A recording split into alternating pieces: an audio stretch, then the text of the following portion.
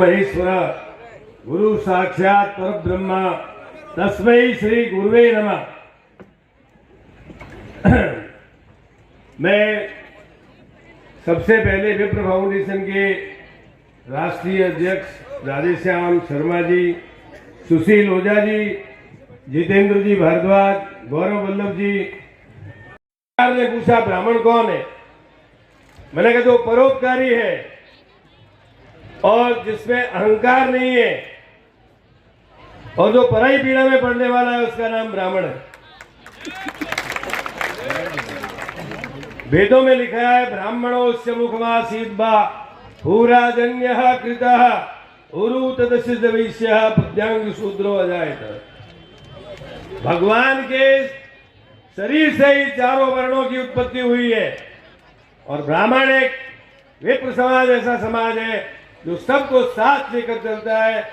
सामाजिक समरसता का जीता जागता कोई नमूना है तो उसका नाम है विप्र। इसलिए हम 16 संस्कार अपने परिवारों में भी डालते हैं और सर्व समाज में 16 संस्कार डालने का काम विप्र समाज करता है कि नहीं करता है।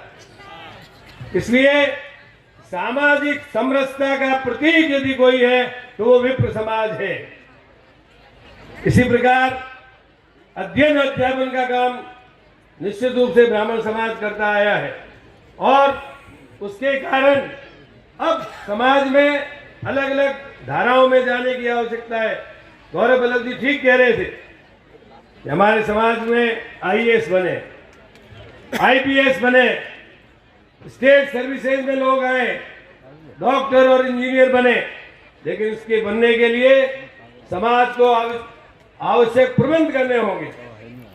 मैं खास तौर से सुशील ओझा जी जिन्होंने विप्र महाकुंभ कोलकाता में किया था, मैं उसका साक्षी। हमको पीएमटी, पीईटी, आरएएस और आईएएस की कोचिंग क्लासेस लगानी होगी। उन कोचिंग क्लासेस में लोगों को शिक्षित करना, ट्रेनिंग देना और उसके साथ साथ वो कोर्स जो पढ़ाई में आप पढ़ रहे हैं वो कोर्स नहीं जो आरएएस और आईएएस के पढ़ाई में कोर्स आता है उसका पढ़ाई करना और उसके साथ मॉक इंटरव्यू कराना। मैं एक व्यक्ति को जानता हूं जो डीजी बस से रिटायर हुआ, उसका नाम है प्रदीप व्यास। वो 4 बार रिटर्न परीक्षा में सेलेक्ट हुआ, इंटरव्यू में 3 बार रह गया। चौथी बार हमको पता लगा गौरव वल्लभ जी हमने 6 महीने तक उसकी मॉक इंटरव्यू की ट्रेनिंग पहले से ही करवाई और वो चौथी बार सेलेक्ट होकर डीजी की पोस्ट से रिटायर हुआ। इसलिए कोचिंग क्लासेस बहुत जरूरी है। जब तक हम pre engineering test, pre medical test की पढ़ाई नहीं कराएंगे, डॉक्टर इंजीनियर कैसे बनेंगे। इसी प्रकार आरएएस और आईएएस बनाने के लिए हमको ट्रेनिंग देनी पड़ेगी। अब रहा सवाल आरक्षण का मुद्दा। मुझे याद है मैं डीओपी मिनिस्टर था और जब मैंने आरक्षण की मांग रखी कि साडा हक इत्थे रख, उस समय सारे हिंदुस्तान नहीं वर्ल्ड के 100 से ज्यादा, गौरव वल्लभ जी तो रोज 200-300 टीवी चैनल का सामना करते हैं, मैंने पहली बार 100 से अधिक चैनल का सामना किया कि आप डीओपी मिनिस्टर और आरक्षण की मांग करने आ गए। मैंने कहा मैं सही करने आया हूं। मैं आज सिख समाज में, महेश्वरी समाज में, वैश्य समाज में और किसी भी समाज में जा सकता हूं तो अपने समाज में क्यों नहीं आ सकता। मैं आऊंगा और उनके हक की बात रखूंगा। उस समय मैंने कहा कि जिसको आरक्षण मिल रहा है 16%, 12%, 21%, मैं उनको मुबारकबाद देता हूं, उनको मिलना चाहिए। लेकिन हमको हमारी संख्या बल के आधार पर 14% आरक्षण मिलना चाहिए। और आपको जानकर खुशी होगी उस समय मैं मंत्रिमंडल में था, हमने ये प्रस्ताव रखा और सर्वसम्मति से 14% आरक्षण राजस्थान में मंजूर हुआ। लेकिन मैं कोई राजनीति की बात नहीं कर रहा हूं। हमारे को केवल मात्र 10% आरक्षण मिला तो सबसे पहला तो हमारा सबका पक्ष विपक्ष और सारी पॉलिटिकल पार्टियों को ये कहना चाहिए कि हमारा 4% आरक्षण कम मिला है, हमको 4% आरक्षण और मिलना चाहिए। केवल मात्र 10% आरक्षण है, ये बढ़कर के 14% होना चाहिए। अब जहां तक मावली से आने वाले माननीय हमारे साथी सदस्य ने ये कहा है कि ईडब्ल्यूएस पे जो पिन ब्रिक्स है उनको हम दूर करेंगे, दूर करते जा रहे हैं। पहले आर्थिक आधार को हमने 8 लाख तक बढ़ाया, जमीन का आधार हटाया, और भी जो इसमें दिक्कतें आ रही है उसको दूर करने का हम भरपूर प्रयास कर रहे हैं। लेकिन सबसे बड़ी समस्या ये है कि हमारा 14% आरक्षण पारित किया हुआ है, उसको अभी तक केंद्र सरकार को पूरा करने की जरूरत है। दूसरी बात मैं ये कहना चाहता हूं, हमारे लोग आत्मनिर्भर कैसे बने, इसके लिए जरूरी है कि मैं शुरू से ही सुशील जी को ये बात कह रहा हूं कि विप्र फाउंडेशन द्वारा विप्र बैंक की स्थापना होनी चाहिए। उसमें हम अपनी छोटी छोटी किस्तों को जमा कराएं और कम ब्याज के ऊपर हमको वापस पैसा मिले, ताकि हमारे बच्चे, हमारे नौजवान साथियों को विप्र बैंक के माध्यम से हम फाइनेंस करके उनको आत्मनिर्भर बना सकें। आज सरकार की ऐसी अनेक योजनाएं हैं।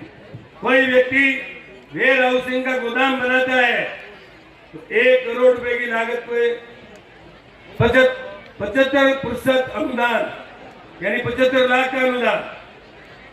यदि कोई कोल्ड स्टोर बनाता है 75 लाख का अनुदान 1 करोड़ के ऊपर। 25% राशि उसके पास नहीं है, वो कौन देगा? वो विप्र बैंक देगा और उसको आत्मनिर्भर बना देगा और उसको अपने पैरों पे खड़ा कर देगा। ऐसी अनेक चीजें हम लोगों के सामने है, लेकिन इन सब चीजों के लिए विप्र बैंक की आवश्यकता है। मुझे पूरा भरोसा है कि विप्र बैंक का कंसेप्ट चालू हो गया तो निश्चित रूप से हमारे पास, जिसके पास एक्स्ट्रा पैसा है 10,000, 20,000, 50,000 हम बैंक में जमा कराएंगे और जिनको आवश्यकता है उसको विप्र बैंक अपनी तरफ से उसको पैसा उधार देगा, ताकि हमारी एक व्यवस्था है अपनी तरफ से चलती खड़ी हो जाएगी और एक बैंक समाज को आत्मनिर्भर बना देगा। तीसरा बिंदु मैं ये कहना चाहता हूं कि हमारे लोग, जब बड़ा भोजन होता है, बुरा मत मानना, हजारों लोग इकट्ठे हो जाते हैं, लेकिन मुसीबत आती है उस समय लोग देखते हैं कि ठीक है संभाल लेगा, उस समय एक कर लेगा, तब जाकर हम मजबूती दे पाएंगे। हम किसी का बुरा नहीं चाहते। हमारा समाज ऐसा है जिसका मैंने पहले ही बताया था, परहित सरिस धर्म नहीं भाई और पर पीड़ा सम नहीं है तुम्हारी, इसमें विश्वास करना। वेद व्यास जी ने भी कहा था, अष्टादश पुराणेषु व्यासस्य वचनम द्वयम परोपकार पुण्याय पापाय परपीडनम। मेरे 18 पुराणों का सार ये है कि परोपकार से बड़ा कोई धर्म नहीं है और दूसरे को पीड़ा पहुंचाने से बड़ा कोई पाप नहीं है। इसलिए हम लोग परित को साधने वाले लोग हैं। आइए हम सब समाजों का भला करें, लेकिन सबसे पहले अपनी भी बात करें। एक बार अकबर और बीरबल दोनों बैठे हुए थे। बादशाह ने कहा, तेरी और मेरी दाढ़ी में आग लगे तो तू क्या करेगा? जा बना, सही बोलो या झूठ? सही बोलो। उसने कहा कि एक झपटा तो यहीं लगेगा, फिर आपकी दाढ़ी बिछाऊंगा। तो पहले अपना भला करो और फिर दूसरों की भलाई की बात सोचो। ये बात निश्चित है कि हम अपने पैरों पर खड़े होंगे तभी तो दूसरे की मदद करेंगे। इसलिए गौरवपल्ली जी की बात का समर्थन करते हुए मैं कहना चाहूंगा, देखिए बेटे भी सेवा करते हैं, लेकिन बेटियों को मैंने देखा है वो पुत्र की तुलना में ज्यादा सिंसियर, ज्यादा लॉयल और सेवाभावी होती है।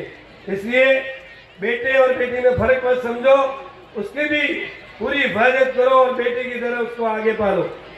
बेटे को कोई आदमी पेड़ को पालता है तो पुत्र और पुत्री को पालने से ज्यादा धर्म होता है। कोई अपने बुजुर्गों को तर्पण करता है, तो उसकी 3 पीढ़ियां दर जाती है। कोई कुआं फावड़ी तालाब बनाता है, उसकी 7 पीढ़ियां दर जाती है। और जो लोग मंदिर बनाते हैं उसकी 21 पीढ़ियां दर जाती है। हम लोगों को इस आर्थिक युग में एक दूसरे की मदद करनी है, लोगों को पढ़ाना है, लोगों को आगे बढ़ाना है और मिलकर कोई आदमी फीस नहीं भर सकता है, विप्र बैंक के माध्यम से हम उसकी फीस भरें। मेडिकल, इंजीनियरिंग, सीए, एमबीए कोई भी व्यक्ति कर रहा है और उसके पास फीस नहीं है तो जो संपन्न व्यक्ति है एक व्यक्ति को गोद ले, उसकी पढ़ाई का इंतजाम करे, उसको आगे पढ़ाए। एक सबके लिए और सब एक के लिए, इस सिद्धांत के आधार पर समाज काम करेगा। निश्चित रूप से हमारा समाज जो है खुद भी आगे बढ़ेगा और दूसरों को भी आगे बढ़ाएगा। हम पूरी कोशिश करेंगे कि सागवाड़ा में भी छात्रावास के लिए जमीन उपलब्ध करवा दें और इसके साथ विप्र कल्याण बोर्ड बना है, इसके लिए कॉर्पस फंड के लिए भी आपकी बात को पुरजोर शब्दों में मुख्यमंत्री जी के साथ पहुंचाऊंगा। हमने करीब इतने ही करोड़ रुपए लोगों को रीफाइनेंस कर दिए हैं और वो बैंक बहुत अच्छा चल रहा है। यदि हम सारे लोग मिलकर बैंक का निर्माण करेंगे तो निश्चित रूप से हमारा कोई भी परिवार का बच्चा बेरोजगार नहीं रहेगा, वो निश्चित रूप से अपने पैरों पर खड़ा होगा। विवेकानंद जी ने एक बात कही थी, अब एक अराइज एंड स्टॉप नॉट, फिर द गोल इज रीच, उठो जागो और तब तक मत रुको जब तक लक्ष्य की प्राप्ति न हो। हमारा लक्ष्य क्या है? समाज को स्वावलंबी बनाना, अपने पैरों पे खड़ा करना और जो बातें हमारे वक्ताओं ने कही है उसको सब मिलकर एकजुट होकर हमको उसका इम्प्लीमेंटेशन करना है। इन्हीं शब्दों के साथ मैं सुशील जी को, जितेंद्र जी को और सभी आयोजकों को धन्यवाद देता हूं कि आपके बीच में मुझे आने का मौका मिला। हम निश्चित रूप से जिस जगह हैं समाज के लिए काम करते रहेंगे और हर तरीके से जब सब समाज का भला करते हैं तो अपने समाज का भला क्यों नहीं करेंगे। धन्यवाद, जय तक भागवत सप्ताह करा रहे हैं, सबको उन्होंने आमंत्रण दिया, सबको पधारना है, सब पधार जो खिलाड़ी साहब ग्राम मेला में।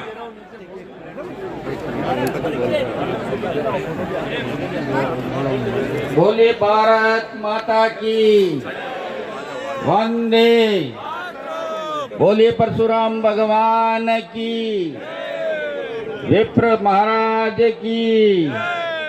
सम्मानित ऐसा अवसर दिया कि हेलो, विप्र समाज के लिए ताराचंद भगोड़ा जी कह रहे भाई आप आ रहे हो, जगह की अलॉटमेंट अगर हो जाए तो आप कुछ अनाउंसमेंट भी कर जाओ। अगर मंत्री जी ने जगह दिलवा दी तो भाई 5 लाख रुपए मेरी तरफ से भवन के लिए विप्र फाउंडेशन को। 11 लाख। आप सभी ने अब जाते जाते बहुत बड़ी व्यवस्था जो भोजन प्रसाद की है, वितरण की चल रही है, तो यहीं पर हो रही है, इन्हीं पंडाल में हो रही है। तो आप अगर भीतर जाएंगे तो बनाया हुआ भोजन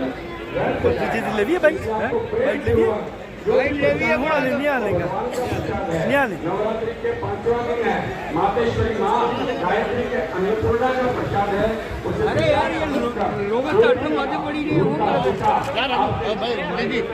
मिलाकर लगभग 1 लाख आदमियों की नियुक्ति आने वाले 3-4 महीनों में हो जाएगी। बहुत बहुत धन्यवाद सर। जय परशुराम। सभी लोगों से अनुरोध है कि भावनाओं में आप निश्चित रूप से इस बात का ध्यान रखें कि आपके जो विरोधी है, पुलिस प्रशासन से